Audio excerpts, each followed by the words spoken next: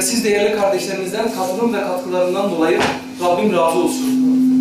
Rahmet Derneğimizin açılışına iştirak ettiğiniz için şimdiden teşekkürlerimizi sunuyor. Programımızın başlaması için Ramazan kardeşimizin Kur'an okuması için buraya davet ediyoruz. İnna fetahna leke fethan mubina لِيَغْفِرَ لَكَ اللّٰهُ مَا تَقَدَّمَ مِنْ ذَنْبِكَ وَمَا تَأَخَّرَ وَيُتِمَّ نِعْمَتَهُ.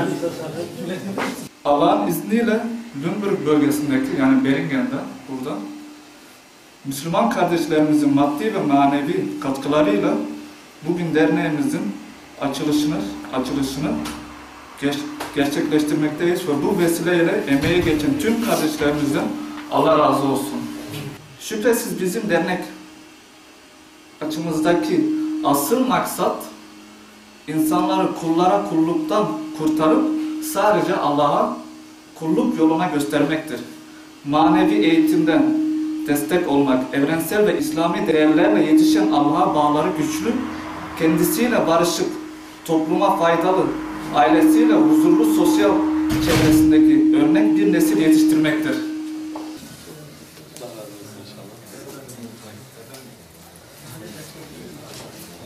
Her büyük iş, küçük işin yapılmasından geçen şeylerdir. Allah Subhanahu Tebarek ve Teala için atılan hiçbir adım, yapılan hiçbir iş, hiçbir hizmet Allah Subhanahu Tebarek ve Teala karşılıksız bırakmamıştır. Çünkü eğer ideal insanın düşüncesi, insanın derinlerinde yatan niyetler Allah Subhanahu Tebarek ve Teala için olursa Allah onu duyurur. Allah Subhanahu Tebarek ve Teala ona cevap verir. Allah Subhanahu Tebarek ve Teala onun halkasını genişletir. وَمَنْ أَحْسَنُ قَوْلًا مِمَّنْ دَعَا إِلَى اللّٰهِ. Bundan daha iyi sözlü, daha ahsen ne olabilir? Allah'a çağıran, Allah'a gelin, dine gelin, özünüze gelin, kendinize gelin deyip çağıran insanların bu sözlerinden daha güzel söz bulabilir misiniz? İşte bu kavli hasendir bu işler. Sosyal ve içtimai hayatımıza katkı sunacak bu gibi değerli hizmetler ve yatırımlar biz Müslümanlar tarafından iyi algılanması ve gerektiği şekilde cevap verilmesi gerekir.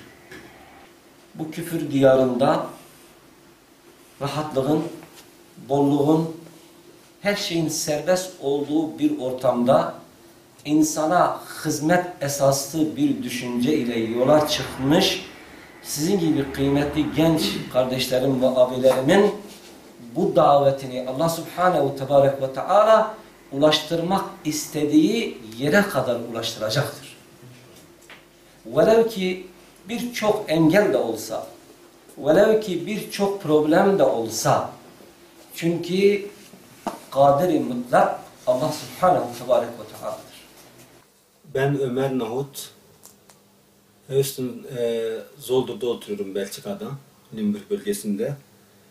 Beferlo'da Allah'ın izniyle bugün derneğimizin açılışını yaptık. Rahmetleri açtık inşallah. Mardinliyim, İzmir'de doğup büyüdüm. 10 seneden beri de aşağı yukarı Avrupa'dayım.